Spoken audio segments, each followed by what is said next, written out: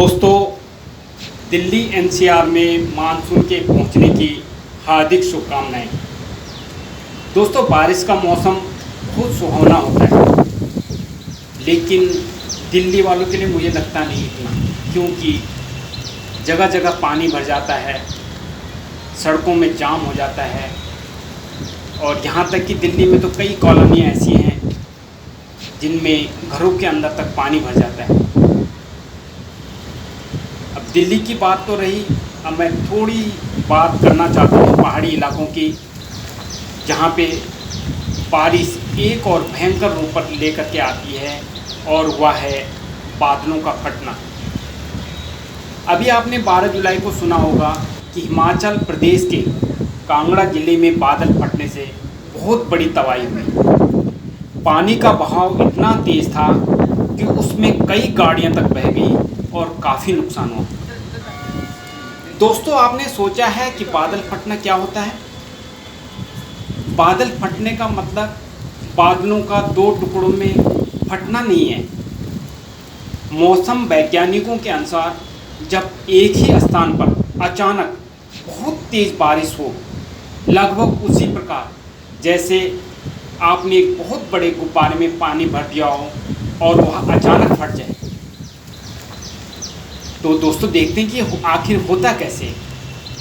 असल में पानी समुद्र, झील, तालाब एवं नदियों से सूरज की गर्मी से वाष्प बनकर ऊपर उठता है आसमान की ओर, और इसी प्रक्रिया से बादल बनते हैं। जब बादल ठंडी हवा से टकराते हैं तो वाष्प के कण पानी की बूंदों में परिवर्तित हो जाते हैं। ठीक उसी प्रकार जैसे फ्रिज से आप ठंडे बर्तन को बाहर निकालते हैं और उसकी सतह पर पानी की बूंदें दिखाई देती हैं, ठीक उसी प्रकार बारिश भी होती है।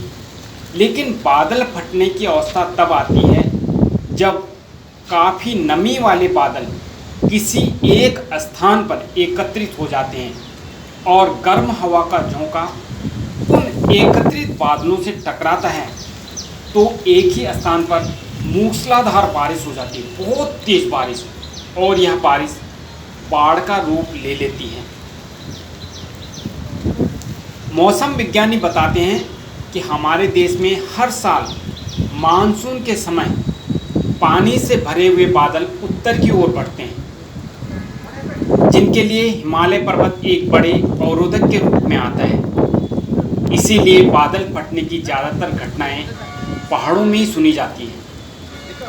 ये बादल जरा सी भी गर्मी बर्दाश्त नहीं कर पाते हैं। यदि गर्म हवा का झोंका इन्हें छू जाए तो उनके फटने की आशंका बन जाती है। बादलों की आकृति और उनकी पृथ्वी से ऊंचाई के आधार पर इन्हें कई भागों में बांटा गया है। जैसे लो क्लाउड्स समझ ही गए होंगे कि ये पृथ्वी से सबसे ज़्यादा नज़दीक होते हैं। इनकी ऊंचाई लगभग 2.5-3 किलोमीटर तक होती है। इनमें एक जैसे दिखने वाले भूरे रंग के बादल और कपास के ढेर जैसे क्यूमुलस और गरजने वाले काले रंग के बादल रुई जैसे क्यूमुलोनिम्बस, भूरे काले रंग वाले बादल स्ट्रेस बादल जिसको निम्बो स्ट्राटस, और भूरे रंग के स्ट्रेट कपास जैसे स्ट्रेटो क्यूमुलस बादल आते हैं।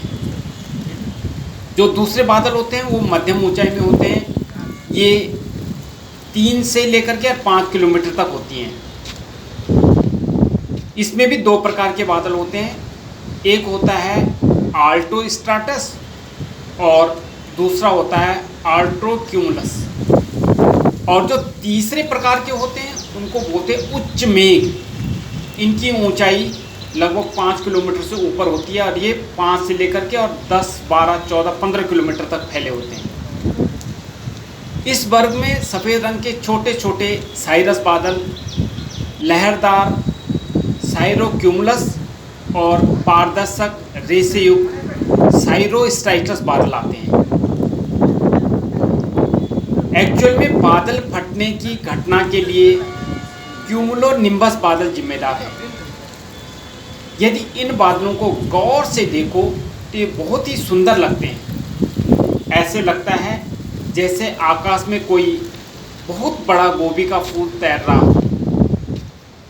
इसकी लंबाई लगभग 14-15 किलोमीटर तक होती है। जब क्यूमुलोनिम्बस बादलों में एकाएक नमी पहुंचनी बंद हो जाती है या हवा का झोंका इनमें प्रवेश कर जाता है या ये किसी पहाड़ से टकराते हैं तो ये सफ़ेद बादल गहरे काले रंग में परिवर्तित हो जाते हैं और तेज गरज के साथ पूरी शक्ति के साथ बरसते हैं। क्यूमुलोनिम्बस बादलों के बरसने की रफ्तार इतनी तेज होती है मानो कि आसमान से पूरी नदी उतर आई हो। और जब कई लाख लीटर पानी एक जगह पर बरसेगा तो बाढ़ की स्थिति तो बनेगी। यह इतना शीघ्र होता है कि इससे बचाव करना भी असंभव हो जाता है। पानी के भारी फोर्स के कारण रास्ते में आने वाली चीज़ें ध्वस्त हो जाती हैं और इसी प्रकार की घटना केदारनाथ में भी हुई थी, जब मजबूत से मजबूत मकान भी ताश के पत्तों की तरह पानी में बह गए थे और जान माल का भयंकर नुकसान हुआ था। तो दोस्तों, असल में बादल फटना बारिश का एक चरम रूप होता है। इस घटना में कभी कभी ओले भी पड़ जाते हैं और कुछ ही मिनटों में मूसलाधार भयंकर बारिश हो जाती है। तो इस प्रकार ये अचानक होने वाली बहुत ही भयंकर बारिश बादलों का फटना कहा जाता है। तो दोस्तों, इसी के साथ आप सभी को मेरा धन्यवाद। और ये तो देखो ज़िंदगी है, इसमें सब कुछ चीज़ें चलती रहेंगी। बस मैं तो कहता हूँ कि अपना ख्याल रखना और साथ में गुनगुनाना।